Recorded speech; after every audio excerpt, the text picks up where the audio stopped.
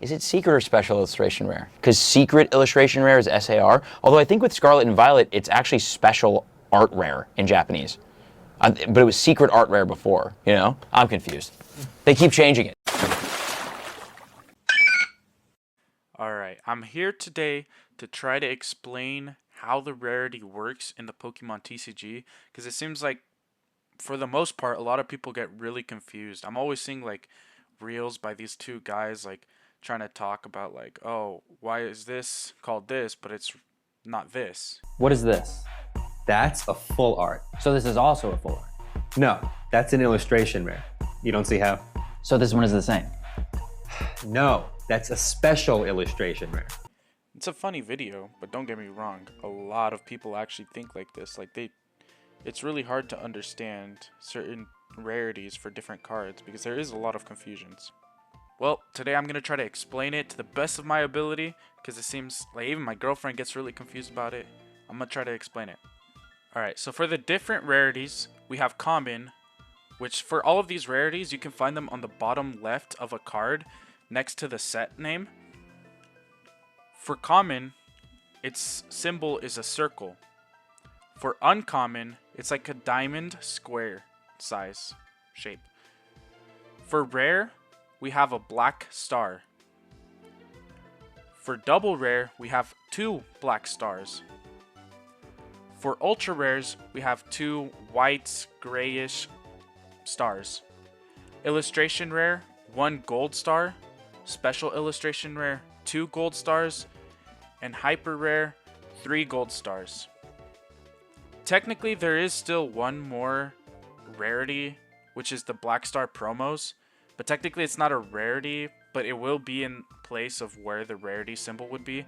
But Black Star promos, those are just promo cards that you would get from like a box or something. But they're not necessarily more rare. I guess it could be rare depending on how scalped it is, but it doesn't really... It's not really a rarity. It's more just signifying that it is a promo card. So to start off, we have commons. Commons are just like your basic Pokemon. Usually from like an evolution line. Let's use, for example, Paldea Evolved. We have Hoppip. Hoppip is a common card. And then when we jump up to uncommon, uncommon would be the Skiploom, its evolution. And then the evolution of Skiploom would be the rare, which is Jumpluff. So it's not exclusively tied to evolution lines. We can see that with Heracross and Paldea Evolved, it's an uncommon card, even though it's a basic card. And then you're like, oh, okay, so a basic Pokemon that doesn't evolve is just going to be an uncommon, right? Well, not really, because Tropius is considered a common. I'm not sure why this is the case, but that is the case. When it comes to holo versus reverse holo, the difference is reverse holo doesn't affect the rarity at all. Like a reverse holo can still be common, uncommon, or rare, but a holo is, I'm pretty sure, always a rare. Reverse holo just means that the entire card except the Pokemon art is holographic, while holo means that the Pokemon card art is holographic, but the rest of the card is not. So yeah, not completely entirely sure on why certain basics that don't evolve are put into common or uncommon. I don't have the exact answer for that. But it does stay true for certain Pokemon. It just depends on which ones you look at. When it comes to actually opening the packs, it does tend to go in order, like common, then uncommon, then rare, and then maybe you'll get a double rare, illustration rare, etc. But let's move on to the double rare. The double rares are just your regular EX Pokemon. So for example, the first one that pops up in Paldea Evolved is the Forretress EX. Forretress EX is just a Terra EX Pokemon. That doesn't affect the rarity of anything, and then it being a stage 1 doesn't affect it. It being just a EX Pokemon makes it a double rare. Alright, now when it comes to ultra rare, this one's a bit more simple. It's just a full art. A full art of a trainer, a full art of an EX. But then my girlfriend gets confused sometimes, and she's like, well, what's the difference between a ultra rare, like, or not an ultra rare, but what's the difference between a full art and an illustration rare? Well, the difference is just that the full art is just a full art of the Pokemon. Like, it's just completely on the card, and it has like some kind of background, but it's not like a specific art drawn by an artist where it has like a different characteristic of a different Pokemon card.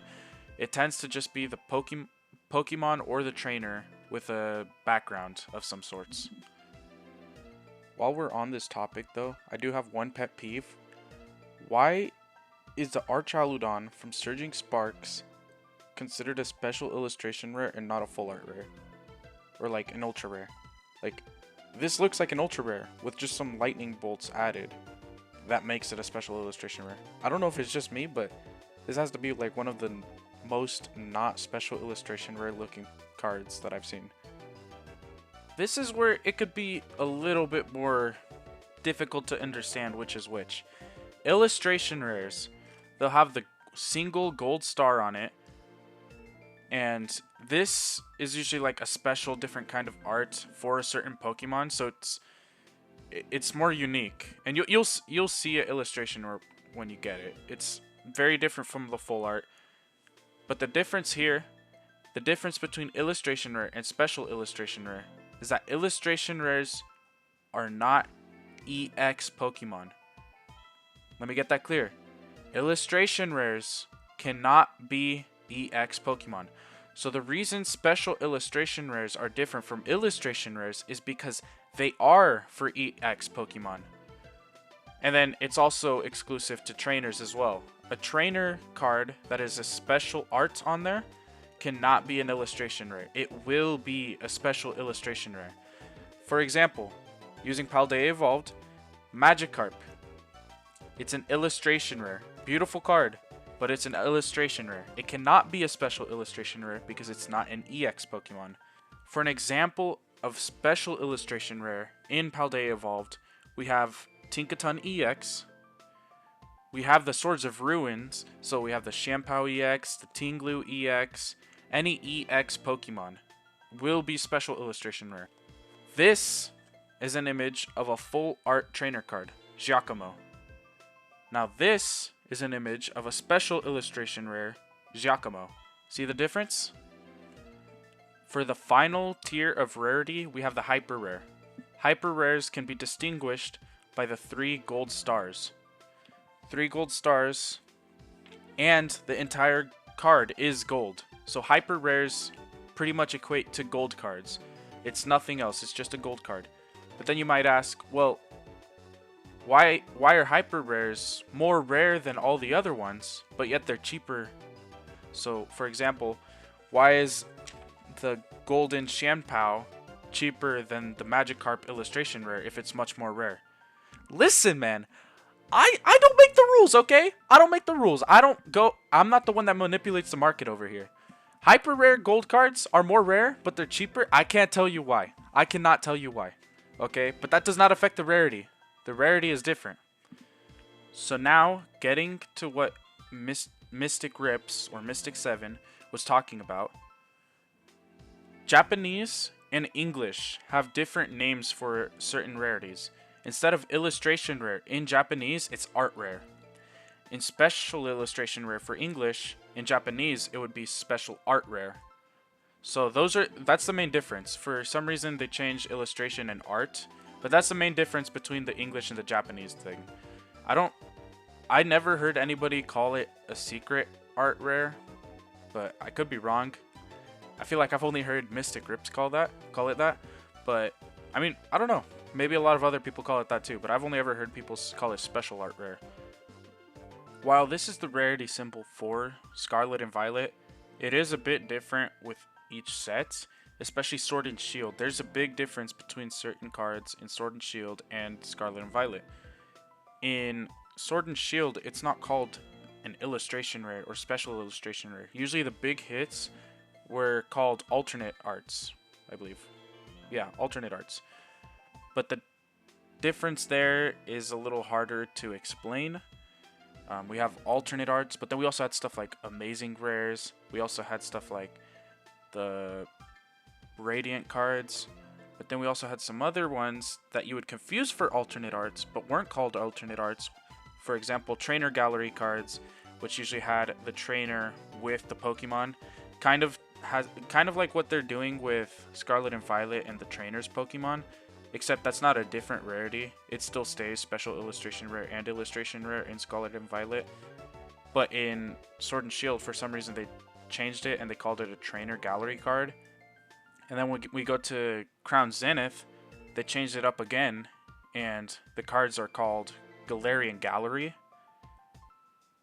So it just adds on to the confusion. So I don't blame anyone that gets confused, but at the same time, Pokemon is just like outwardly like confusing everybody on their own with all the different rarities that they're bringing in. But yeah, that's pretty much all the rarities in Pokemon for Scarlet and Violet. Kind of a breakdown of what each rarity is and what you could categorize in each one. If you want me to go more in depth on like Sword and Shield or some other older sets, I could definitely try to do a video on that. But for now, the important part is Scarlet and Violet, since those are the cards that we're going to be able to be playing for now and opening, since all the other sets are kind of hard to even find right now. Even Scarlet and Violet is hard to find, but yeah. Those are the rarities. Thank you for watching.